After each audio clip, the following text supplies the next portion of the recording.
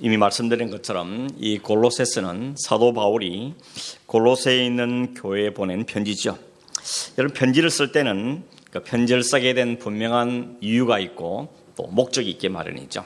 아무 목적도 없이 편지를 쓰는 경우는 없죠. 물론 요즘 우리 카톡이 잘 발달돼 가지고 큰 의미 없이 그냥 안부를 묻기도 하고 하기도 하지만 이 사도 바울은 좀 다르죠. 편지를 쓸 때는 분명한 동기와 목적을 가지고 편지를 쓰는 것입니다. 사실 우리 이미 말씀드렸지만 그 골로새에 있는 성도들은 바울과는 일면식도 없는, 한 번도 얼굴을 본 적도 없는 사람들이죠. 단지 자기의 제자인 에바브라를 통하여서 그 교회에 들었고 그 교회의 상황을 들었을 뿐인 것입니다.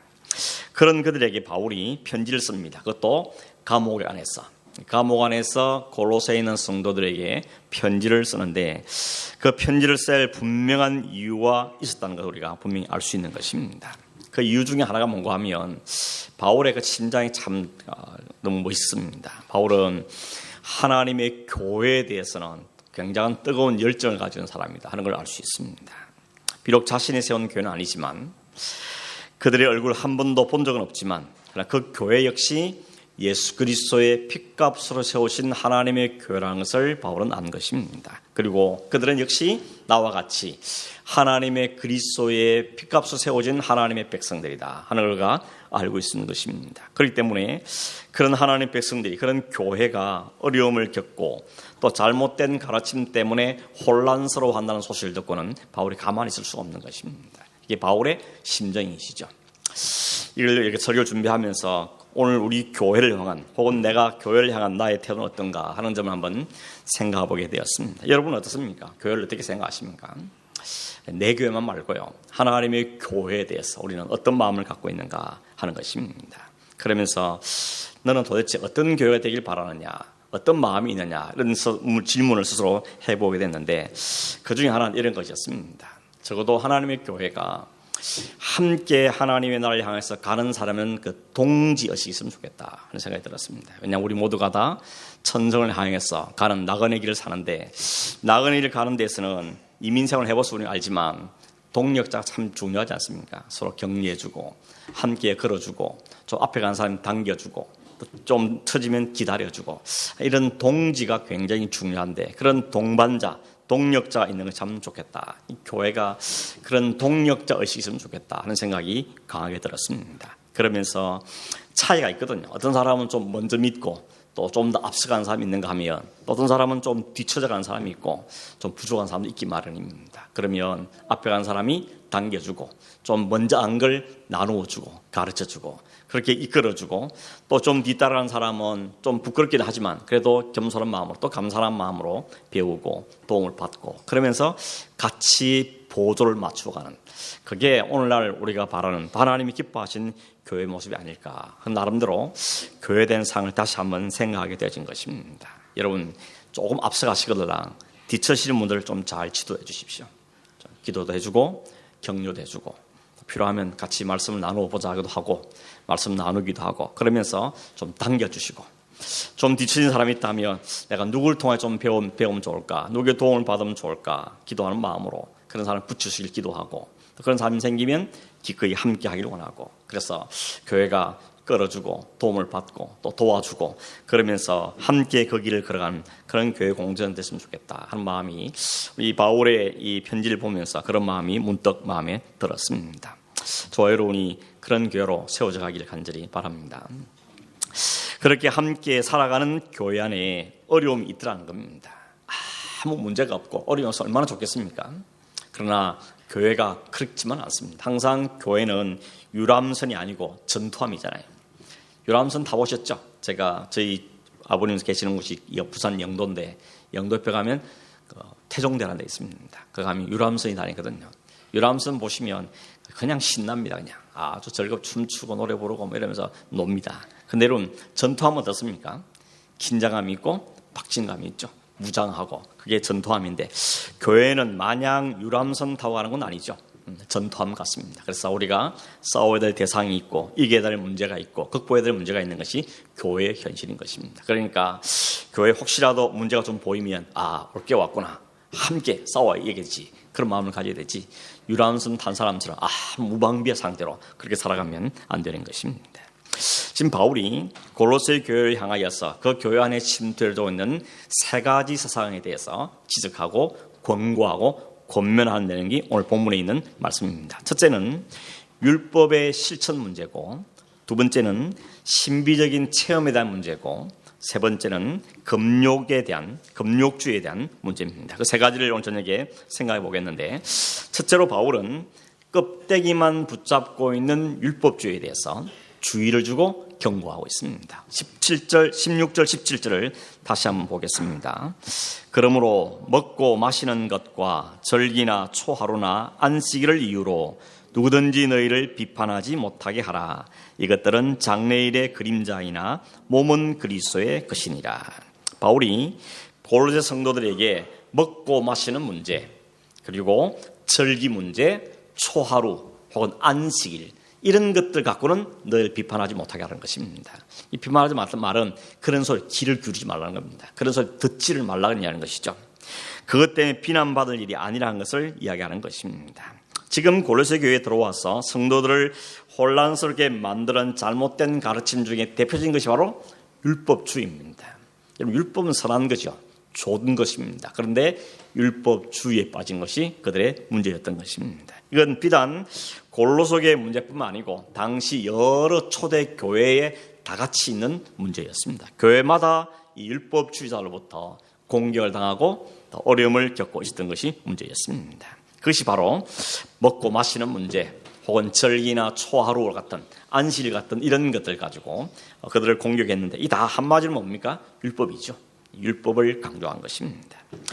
이거 먹고 마시는 것을 가는 초대교회 어떤 도전이 있었는가 하면 두 가지가 있었는데, 이런 먹고 마시는 것은 아시죠? 유대인들이 지켜야 되는 정결에 대한 규례들인 것입니다. 그런데 특별히 두 가지로 시험을 드는데, 하나는 뭔가 하면 구약의 율법에서 금지한 음식을 먹을 수 있느냐, 먹어도 되느냐 안 되느냐 이런 것, 그리고 음식을 먹을 때 규례, 손을 씻어야 된다든지 이런 규례들을 얼마나 잘 지키느냐, 이런 게 첫 번째 문제고, 두 번째는 그 당시에 시장에 내다 파는 음식 중에 거의 많은 퍼센트가 우상에게 절하고 나온 음식들이 팔렸습니다.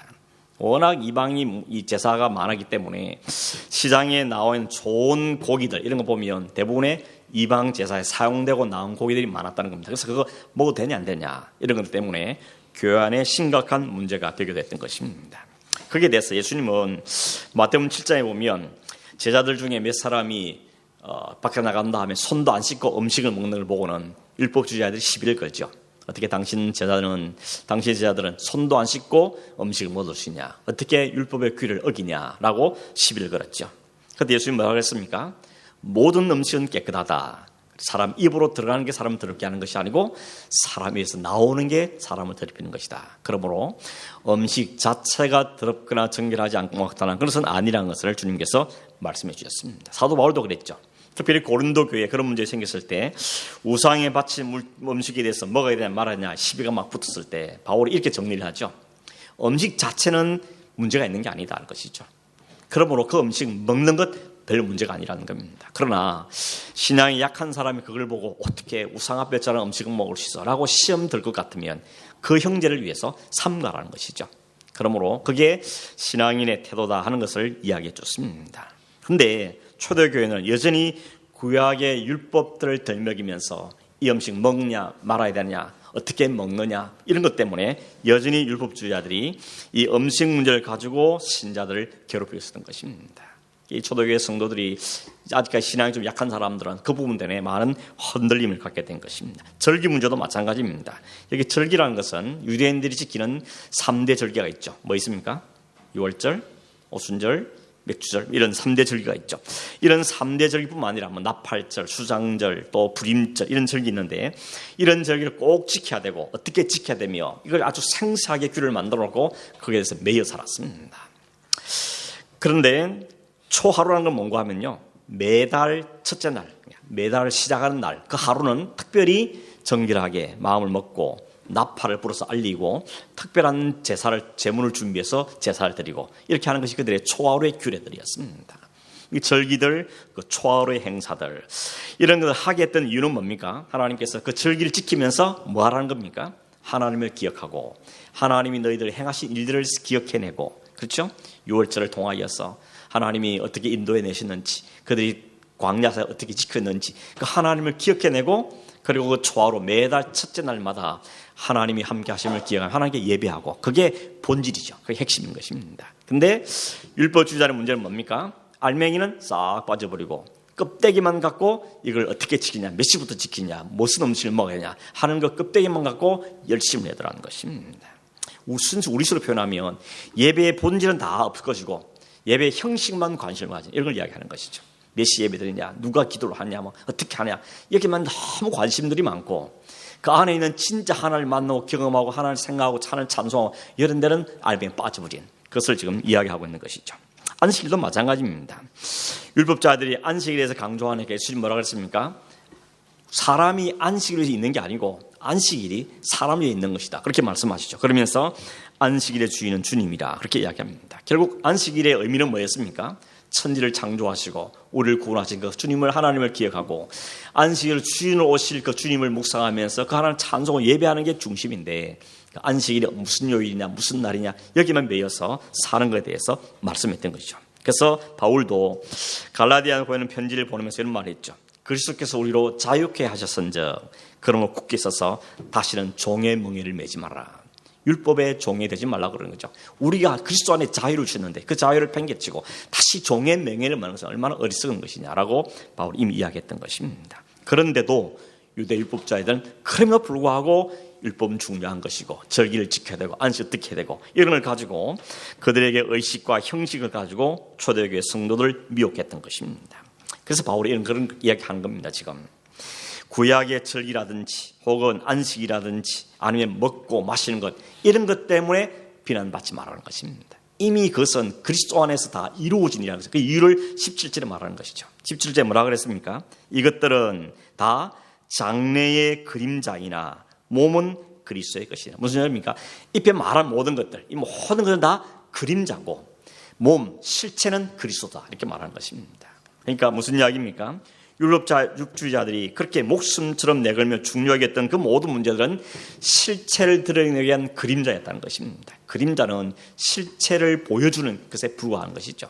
실체가 오면 그 그림자는 더 이상 의미가 없다는 것입니다. 여기 말한 장래일이라는 것은 그리스도께서 오셔서 하실 일을 이야기하는 겁니다. 그러니까 이것들이 뭡니까? 앞에 말한 모든 거죠. 먹고 마시는 것, 절기들, 초하루, 안식, 이 모든 것들은 장차 오실 그리스도가 무슨 일을 하는 것인지, 우리에게 어떤 일을 하실 것인지에 대해서 다 그림자로 보여주는 것들이라는 것입니다. 지금 바디가 왔다는 겁니다. 실체가 오신 거죠. 그리고 오분 오셔서 이미 다 완전하게 이루셨습니다. 그러므로 이제 우리가 붙잡아야 될 것은 더 이상 그림자가 아니고 실체이신 것을 붙잡아야 된다 하는 것을 바울이 이야기하는 것이죠. 요즘 우리가 묵상하고 있는 히브리 10장에도 히브리 10장 1절에도 그랬죠. 율법은 장차 오는 좋은 일의 그림자요 참 형상이 아니니라.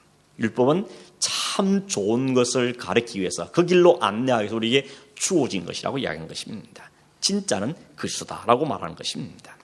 구약의 모든 의식, 절기들, 이것들은 장차 오실 본체이신 실제이신 예수 그리스도의 모형, 그림자로서 그분이 오실 때까지 의미가 있는 것들이라는 것이죠. 그분이 오실 때까지 이것들은 그분을 가리키는 것이기 때문에 의미가 있는 것이었습니다. 그러나 이제는 실체가 오셨고 그 모든 걸 완성해 내시기 때문에 이제 우리가 진짜 초점을 맞춰야 될 것은 뭐라는 이야기입니까? 그런 형식과 절기와 그 형식이 아니고 그의 실체로 오신, 알맹이로 오신 그리스도께 우리가 집중해야 된다라고 이야기하고 있는 것입니다.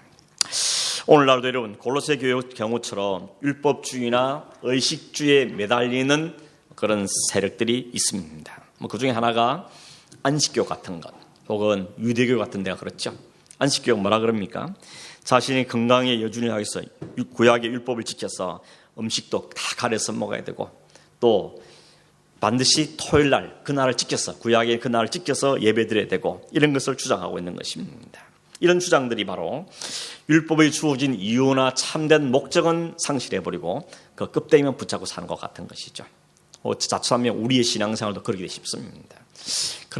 그런 생각을 좀 많이 하거든요. 어렸을 때 굉장히 율법적으로 살았습니다. 아버지가 목사님이다 보니까 주일은 절대 빠지면 안 되고 주일은 공부하면 안 되고 이런 것들이 많은 규례가 있었습니다. 지금 생각하면 그게 너무 율법적이다 생각 들지만 우리가 어릴 때는 좀 율법적일 필요가 있는 것이죠.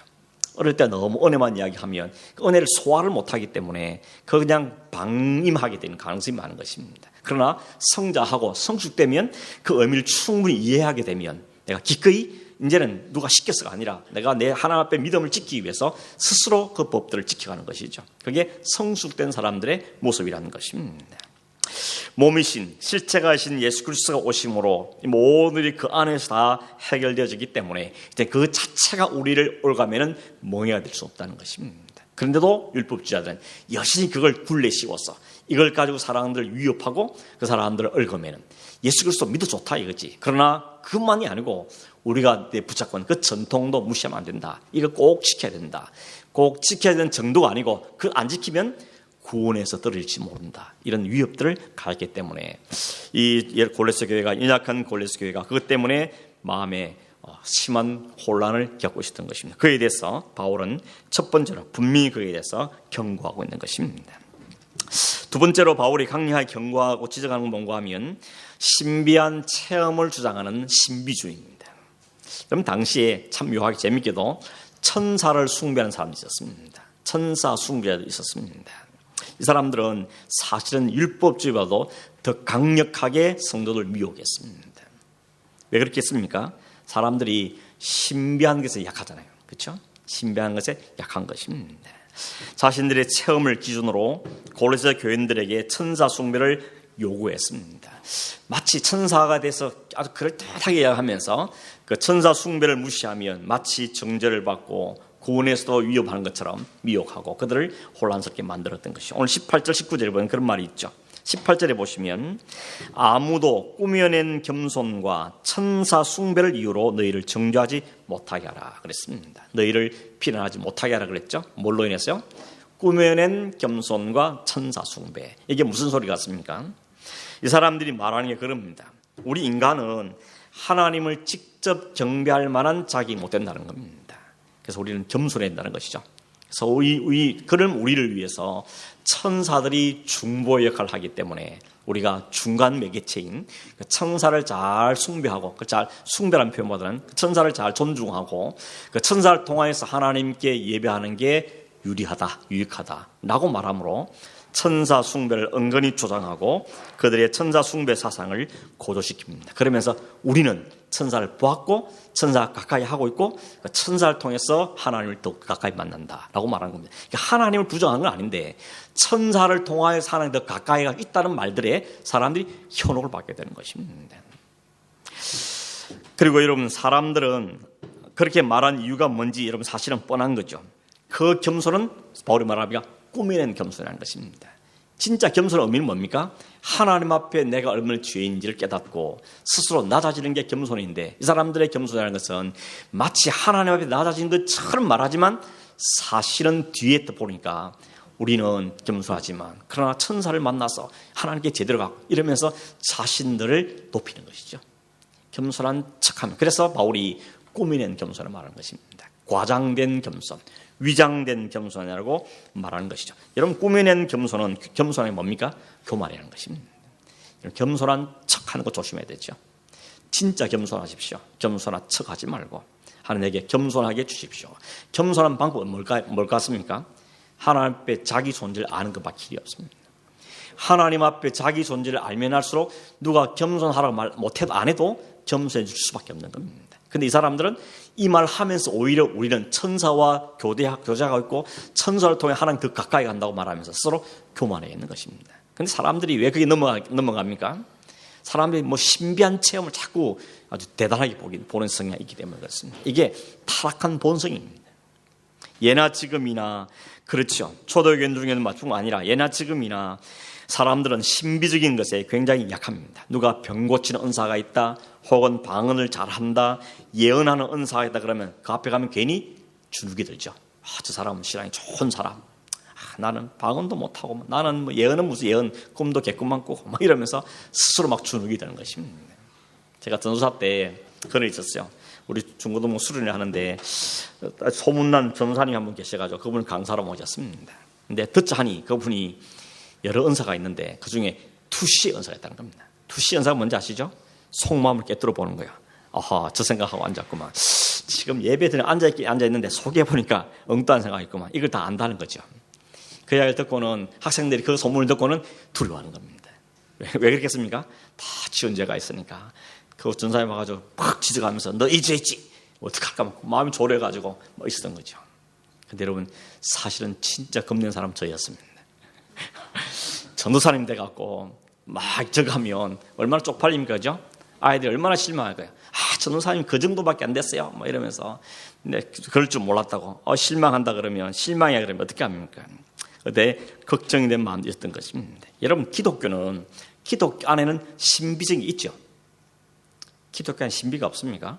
기독교 자체가 신비잖아요. 믿음 자체가 신비죠. 성경 창세기 1장 1절부터 다 미스터리잖아요. 다 신비입니다. 그러나 거꾸로 하면 안 되죠. 신비하니까 기독교다. 그건 아닌 것이죠. 기독교 안에 신비로운 체험도 있고 신비적인 일도 있기는 하지만 신비가 곧 기독교다. 신비가 없으면 기독교 아니다. 신앙이 아니다. 신앙이 없다. 그렇게 말할 수 없는 것이죠. 그게 우리가 오해하면 안 되는 것입니다. 그럼에도 불구하고 사람들은 탁한 본성을 가지고 있기 때문에 여전히 그런 것에 대해서 은근히 마음에 사모하는 마음이 있고 나도 이런 마음이 있죠. 나도 저런 거 받았으면 이런 마음들을 가지고 사는 것입니다. 그래서 꿈 꾸면 혹시 나도 하나님이 나타나서 꿈을 계시해 주는가 했더니 알고 보니까 그게 꿈이야. 그죠? 꿈속에 흰 옷 입은 사람 나타나면 하나님 천사를 보내셨나? 그것도 역시 안 되는 꿈이었던 것이죠. 그런 걸 통하여서 특별한 은사를 받았다 주장하고 하나님께 가까이 있는 사람이라처럼 흉내내면 그건 안 되는 것입니다. 기도를 하는데 바람 소리가 씩 지나갔는데 성령의 바람이 불었다는데 뭐 이렇게 해석한다든지 그러면서 하는 게 다 뭡니까? 자기가 좀 괜찮은 신앙인 거죠. 내가 좀 능력 있는 신앙인 것처럼 이렇게 보이려는 의식들이 사람들 속에 있다는 것입니다. 골로새 교회도 마찬가지인 겁니다. 의도적으로 겸손을 꾸며내서 그렇게 꿈이나 환상으로 천사를 봤다고 말하고 천사를 높이면서 동시에 그 천사를 만난 나를 높이려고 하는 이런 것들이 사람들에게 위협이 되기도 하고 미혹이 되고 하고 골로새 사람들 마음을 흔들어 놓는 것이죠. 예수를 믿는 건 좋지만 하나님 믿는 건 좋지만 봐라 천사를 통하여서 하나님 더 가까이 하고 이 얼마나 멋있는 신앙이냐 라고 말하면서 성도의 믿음을 흔들어 놓았던 것입니다. 사도 바울은 거기에 대해서 뭐라고 말하는가 하면 18절 끝에 보면 그 본 것에 의지하여 그 육신의 생각을 따라 헛되이 가장하는 자들이다 맞게 말합니다. 본 것, 눈에 본 것에 너무 의지하고 그 본 것에 의지해서 결국은 자기를 드러내려고 하는 그런 과장해서 말하는 자들이라고 지적하고 있는 걸 볼 수 있는 것입니다. 사실 이런 사람들은 천사를 봤다 안 봤다 그게 더 중요한 게 아니고 뭐가 중요한 겁니까? 그걸 통해서 자신을 과시하려는 그 헛된 과장 그게 더 큰 문제였다는 것입니다. 그래서 꾸미는 겸손이나 천사 숭배 뒷면에는 결국 자신을 드리는 욕망이 딱 자리 잡고 있음을 바울이 정확하게 지적해내는 것입니다. 그들에게 비난받지 말아라. 그들에서 도전받지 마라. 그들의 미혹을 당하지 말라고 바울은 분명하게 이야기하고 있는 것입니다. 그리고 그처럼 무슨 신비한 현상에 의지하게 되는 자들이나 자기 자신의 경건세안에 자만하게 되면 그를 뭐라고 하면 머리를 붙들지 않은 자들이라 그럽니다. 그 말은 무슨 말입니까? 성도의 머리는 누구라 그랬죠? 그리스도. 예수님이 머리신데 그 예수 그리스도를 붙잡지 않는 자들이라고 말하죠. 그때 하면 뭐라 그럽니까? 예수 그리스도를 붙잡는 것 같은 신앙이라는 것은 머리 대신 그리스도를 우리가 인정하고 그 붙들고 그 머리로부터 공급되는 모든 능력으로 사는 게 그리스도의 몸인데 우리가 그 신비한 체험을 하고 경건을 꾸며낸다고 해서 그것이 우리의 생명의 길로 인도하는 것은 아니라는 것이죠. 오직 우리를 생명에 인도하는 것은 머리 대신 그리스도. 그분만이 우리를 생명의 길로 이끌 수 있다는 것을 바울이 다시 한번 이야기하고 있는 것이죠. 교회의 머리 대신 그리스도 대신에 그런 자들은 자신의 경건 생활을 자기 생활의 머리로 그리고 예수 그리스도의 심부름꾼에 불과한 천사를 그리스도 대신에 머리로 삼게 된다는 것입니다. 그러면 거기에는 생명이 없는 거죠. 왜냐하면 머리가 없으니까. 그리스도가 나의 머리가 아니면 거기에 대한 생명이 공급될 수 없기 때문에 생명이 살 수가 없는 것입니다. 여러분 우리가 신앙생활 한다 그러면서 그리스도가 진짜 나의 주인이 아니면 그리스도 진짜 나의 머리가 아니면 그건 생명이 없는 겁니다. 내 삶의 주인이 그리스도가 분명합니까? 그래야 내게 생명이 공급되는 겁니다. 그분으로부터 은혜가 공급되고 그분으로부터 힘이 공급되고 그분으로부터 지혜가 다 공급되는데 그 그리스도가 나의 머리가 아니라면 그 머리에 주님을 떼놓고 다른 게 앉아있다면 그 사람은 생명이 없는 것입니다. 생명이 있을 수가 없다는 것이죠. 그래도 불구하고 외식적인 경건주의나 신비주의는 사람들로 하여금 심령을 혼란스럽게 만들었던 것입니다. 여러분 중세부터 기독교 계시던 중에 하나 뭔가 하면 수도자들이 있었죠. 수도자들. 수도원주의, 기도원주의도 있습니다. 사람들 그거 보면 참 경건하게 산다. 그 사람 참 거룩하다라고 말했지만 사실은 그 자체가 그 사람을 거룩한 게 아니었는데 불구하고 사람은 거기에 홀렸던 일이 생겼다는 것입니다. 아무튼 여러분 철저하게 예수 그리스도만이 그 신앙의 머리가 되지 않고 자신의 개인적인 체험이나 신비적인 갖고 사람들 현혹한 그들 향해서 바울은 신랄하게 지적하고 있는 것입니다. 그것은 자만이고 교만일 뿐이라는 것이죠. 오직 그리스도를 머리로 한 자에게만 하는 은혜가 있음을 이야기하고 있는 것입니다. 거기에 현혹되지 말라고 이야기하고 있는 것입니다. 마지막 세 번째는 바울이 시작하고 있는 건 뭔가 하면 세속적인 금욕주의입니다. 21절에 보시면 이런 말이 있죠. 붙잡지도 말고 맛보지도 말고 만지도 말라 하는 말이 있다 그랬죠. 이 말이 무슨 말인 것 같습니까? 3대 표입니다. 붙잡지도 말고 만지도 말고 맛보지도 말고. 이게 금욕주의를 조장하는 표입니다. 무슨 말 이해가 되셨습니까? 이걸 하지 않아야 된다는 겁니다. 맛보지 말고 만지도 말고 보지도 말고 붙잡지도 말라는 겁니다. 그렇게 금욕적인 삶을 사는 게 경건이고 그 경건생활을 잘 되는 게 그 사람의 능력이라고 말한 것이 금욕주의자들이 말하는 겁니다. 이 금욕주의들이 이렇게 말한 근거가 어디 있는가 하면요. 결국은 영지주의 영향입니다. 영지주의라는 게 뭡니까? 영은 좋은 것, 육은 더러운 것. 그래서 영이 살려면 육을 죽였다는 겁니다. 그러므로 육을 죽이는 게 뭡니까? 고행을 하는 거죠. 자신을 괴롭히고 자신을 힘들게 만들어. 그래야 육은 점점 죽는 거고 영이 맑게 산다는 겁니다. 여기서 나온 게 금욕주의인 것입니다. 여러분 금욕이라는 건 필요한 거지 않습니까? 우리가 금식도 하고 그죠? 음식도 절제하고 삶을 절제하는 건 필요한 겁니다. 그런데 그 금욕주의가 그런 잘못된 이단의 사상에서 나온 이 금욕주의는 세속적인 금욕주의로 말하면서 바울은 거기에 대해서 경고하고 있는 것입니다. 자기를 육체를 쫙 죽여서 고행을 통해서 도에 이르겠다. 그렇게 많은 세상의 종교들이 않습니까? 불교에 가면 용어 중에 108번뇌라는 게 있죠. 인간이 가진 욕망이 108개다. 108개로 분류를 했습니다. 그래서 이 108번뇌를 죽게 되는 겁니다. 그 죽이는 방법이 고행이죠. 염주를 돌리고 108배를 하고 그러면서 자신을 죽이는 겁니다. 그래서 여러분 유명한 스님들일수록 고행을 많이 하죠. 참선을 많이 하고 벽 보고 몇 년을 살았다는 이런 일을 많이 합니다. 그렇게 해서 그 육을 죽여서 영혼을 더 도에 이르게하겠다고 노력하는 것이죠. 그런데 그렇게 성공한 사람이 있을까요? 없을까요?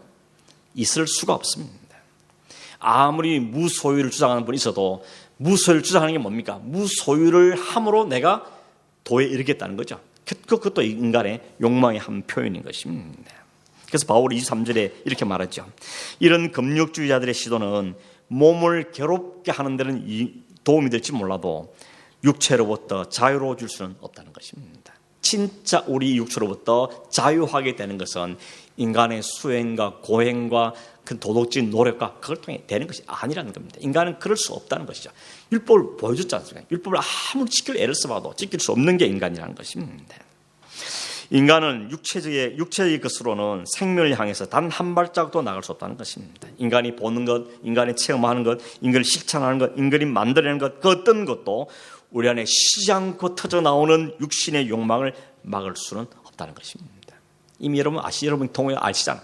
내가 내 안에 있는 이 욕망을 죽일 수 있는 방법이 없다는 걸 여러분 아시죠? 아무리 노력해봐도 내 안에 감춘 이 욕망을 떨쳐낼 수가 없는 것입니다. 뭘 하지 말라는 금욕주의를 갖고는 진짜 금해야 될 육체의 욕망으로부터 우리를 자유할 수는 없다는 것입니다. 뭐로만 가능하다 그러죠? 예수 그리스도의 십자가로만 가능하다 그랬죠. 그래서 지난주에 말했지만 십자가로 승리했다는 겁니다. 결국 우리의 모든 것 승리의 길은 그리스도 예수의 십자가밖에 없다는 것을 이야기해요. 그래서 오늘 성경 그러므로라고 시작하는 겁니다. 앞에 십자가로 이긴 걸 쭉 설명한 다음에 그러므로 이 세 가지를 주의하라는 겁니다. 이 세 가지로 안 된다는 겁니다. 율법주의 안 되고 그리고 신비적인 체험도 아니고 금욕주의 되는 게 아닌 것입니다. 오직 우리는 예수 그리스도의 보혈의 은혜와 그 능력으로만 살게 된다는 것. 그걸로 우리가 자유를 얻게 된다는 것. 그걸로 우리가 살게 된다는 것을 바울이 다시 한번 강조해서 말하고 있는 것입니다. 그래서 그러죠. 어찌하여 세상의 초등학문에 속하는 규례에 순종하느냐. 오늘 21절입니까? 20절에 보면 그러죠. 세상의 초동학문 같은 율법에 또 다시 거기에 순종하려느냐. 이미 그 단계를 뛰어넘었는데 이제 모든 율법이 그리스도 안에서 완성되고 우리는 그리스도 안에서 산자가 되었는데, 그래서 지난주에 말했죠. 함께 죽고 함께 장사되고 함께 일으킴을 받고 함께 하늘에 앉았는데 이제 그 단계에 와버렸는데 다시 율법에 돌아가서 거기에 맨다는 것이 얼마나 어리석은 것인지를 바울이 이야기하고 있는 것입니다. 이미 우리의 모든 죄를 십자가에 다 사셨고 율법이 요구하는 모든 정서를 다 도말했다 그랬죠. 십자가에 다 값을 패배해버리고 다 정서를 찢어버렸다 그랬습니다. 그게 십자가 주시는 승리라고 이야기한 것입니다. 그러므로 더 이상 율법주의, 신비주의, 혹은 세속주의적인 금욕주의 거기에 순종할 사람들이 아니라는 것입니다. 그것은 다 그림자였습니다. 실체가 아니었습니다. 이제는 실체가 붙잡은 사람들인 거죠. 그 실제신 그리스도를 나의 머리로 붙잡았고 나의 주인으로 삼은 사람들입니다. 그러므로 우리가 끊임없이 집중해야 되는 것은 그리스도인 것이죠. 그리스도가 누구신지, 그래서 나를 한 일이 무엇인지 묵상하고, 그래서 오늘도 성령을 통해서 오늘 어떻게 우리 이끌어 가신지를 부실히 배우고 알아가고 경험하는 그 시간을 우리가 붙잡아야 될 모습이라는 것이죠. 그걸 3장에는 뭐라 표현하는가 하면 위의 것을 찾아라 그럽니다. 위의 것을 생각하고 땅의 것 생각하지 말라는 겁니다. 그 말은 땅은 의미가 없으니까 땅 다 버리란 말이 아니라 우리의 신분, 우리의 목적지가 어딘지를 확인하고 그 목적 이끌 분이 누군지를 생각하면서 그 주님과 깊은 관계라며 살라고 우리에게 이야기하고 있는 것입니다. 오늘도 여전히 이 율법주의, 이런 신비적인 체험, 그리고 이 금욕주의는 오늘 우리 사회에서도 여전히 있습니다. 이것 하면 안 돼, 저거 하면 안 되고, 저거 하면 안 되고, 이거 되고, 이런 신비한 체험이 필요하고, 이런 계속해서 있습니다. 그때만 우리 어디로 가야 되죠? 그때 우리를 살리는 것이 아니고 우리를 살리는 것은 오직 그리스도밖에 없다는 사실을 기억하고, 우리를 의롭게 하시는 주님이시고 우리를 어렵게 하실도 주님이시라는 걸 기억하면서 또 주님이 하신 일을 더 바라보고 십자가 내게 어떤 의미인지를 확인하면서 그 주님과 더 깊은 말씀을 통해 교제를 나누면서 기도하고 그 하나님을 찬송해드리며 그 하나님 가르치는 말씀을 따라 살아가는 삶을 사는 순종이 어디에 와야 되는 겁니까? 그리스도께 순종한 삶이 되야 되는 것입니다. 그런 율법과 그런 엉뚱한 데 순종하는 자들이 아니라, 복음이 아는 게 순종하는 자들이 아니라 생명이신 복음에 순종하며 사는 것이 오늘 성도의 삶이어야 한다는 것을 바울이 이야기하고 있습니다. 바울이 한 번도 만난 적이 없는 그들에게 이렇게 피를 토하면서 이야기하고 있고, 그 말씀 오늘 우리에게도 피를 토하며 하는 말씀인 것입니다. 뭘 붙잡고 사냐는 것이죠. 무엇에 소망을 두고 사냐는 것입니다. 뭘 바라보며 사냐고 우리에게 도전하고 있는 것입니다. 그러면서 그렇게 살아야 될 이유는 어디에 있다 그럽니까? 그리스도께서 다 이루셨기 때문에, 그 안에 모든 비밀과 비밀이 다 들어있기 때문에, 그럼 우리는 그렇게 살아야 되는 존재인 것을, 그렇게 순종하며 살자들이 아니고 하늘에 순종하며 살자인 것을 우리에게 말씀하고 있는 것입니다. 여러분, 말씀을 부지런히 알고 부지런히 배우고 부지런히 깨달아서 또 삶의 계속 체험함으로 점점점 주님을 닮아가고 주님과 함께하는 삶을 살아가는 저 여러분 삶 되기를 주님으로 축원합니다. 기도하겠습니다. 우리 한번 함께 기도하시죠. 하나님, 허망한 것, 세상에 헛된 것, 미혹당하고 또 쫓겨가고 또 허망을 붙잡기 위해서 발버둥치는 삶을 살지 않고 진짜 그리스도 안에서 자유를 누리며 그리스도를 붙잡고 살고 그 안에 주신 복음을 누리며 살아가는 우리의 삶이 되게 하셔서 찬송과 감사와 기쁨을 살고 주를 향해 담대히 달려가는 우리의 삶이 되게 해주시고, 함께 우리 온 성도들이, 이 교회의 성도들이 함께 손에 손을 잡고 이 길을 잘 걸어갈 수 있도록 우리를 격려하시고 이끌어 주십시오. 함께 합심해서 한번 기도하겠습니다. 오늘도 하나님, 열정을 가지고 말씀해 주신 그 바울을 통해 주신 하나님 말씀을 우리의 말씀으로 잘 받게 해주시고, 우리 안에는 허망하고 헛된 것을 내어버리며 날마다 주님 안에서 자유하고 그 안에서 감사하며 그 주님을 날마다 확인하고 기뻐하며 누리는 복된 삶을 사는 저희 되도록 도와주시옵소서. 우리 온 성도들이 이 복음의 진리들을 알게 하시고 깨닫게 하시고 분명히 확신하게 하시며 요동하고 흔들림 없는, 혼란이 없는 믿음의 온전한 터 위에 설 수 있도록 하나님 역사하여 주시옵소서. 서로를 격려하고 또 함께 나누며 함께 세워가는 공동체 되도록 주님 도우시고 역사하여 주셔서 이 마지막 때에 흔들림 없는 믿음의 온전한 삶을 살아가는 성도 되도록, 교회가 되도록 축복하여 주시옵소서. 예수님의 이름으로 기도하옵나이다. 아멘.